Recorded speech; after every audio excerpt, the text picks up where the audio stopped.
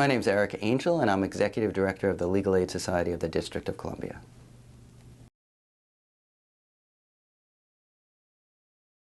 The Legal Aid Society of the District of Columbia is D.C.'s oldest and currently largest general civil legal services program. Since 1932, we've been making justice real in individual and systemic ways for persons living in poverty in D.C.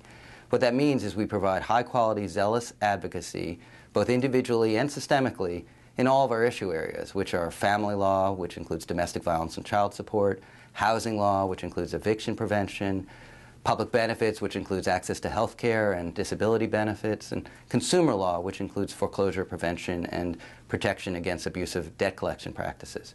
We also have a nationally recognized appellate advocacy project, the Barbara McDowell Appellate Advocacy Program, that litigates cases of importance before D.C.'s highest court.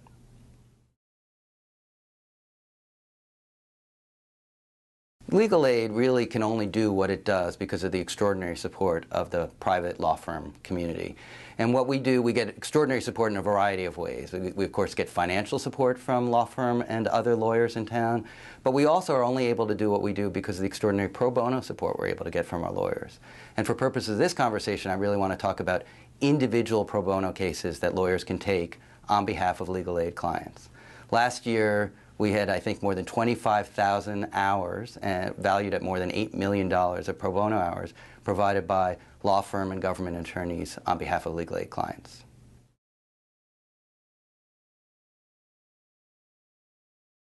Legal Aid's pro bono program offers lawyers opportunities to work in a variety of our issue areas, including housing law, family law, and public benefits law.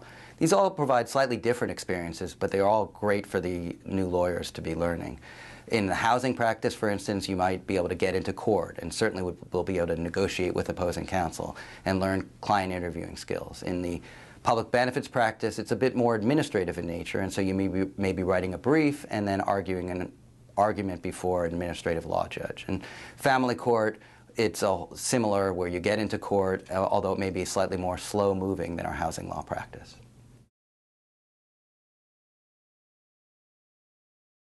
Legal Aid takes great pride in providing high-quality mentoring to anyone who takes a case through the Legal Aid Pro Bono program. In particular, you're going to be assigned an issue area expert who can provide you guidance both about the court or the administrative agency and also, of course, about our client community. My name is R.E.A. Portnoy, and I'm a partner at the law firm of Crowell & Mooring in Washington, D.C.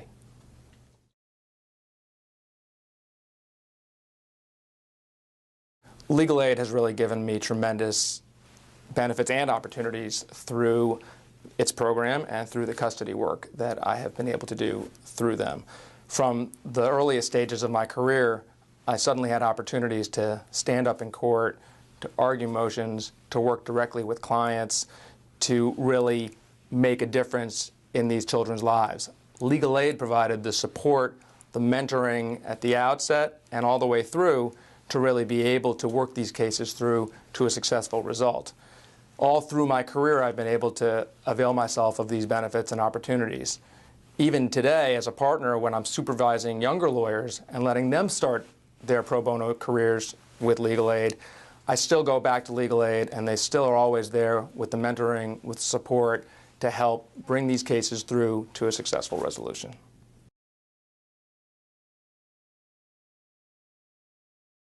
One case that particularly comes to mind is a custody matter that I handled involving two young children in a family that was very much in crisis. The case went on for several months. It was very intensive, and at the end of the day, we were able to negotiate a resolution that really set a good path forward for these children. The reason this case really sticks out in my mind is because years later, I got a phone call from one of the family members. And frankly, I was nervous to have the phone ring and hear who it was.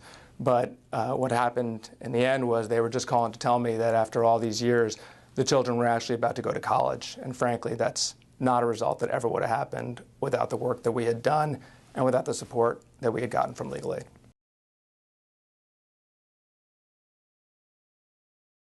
Legal aid talks about making justice real.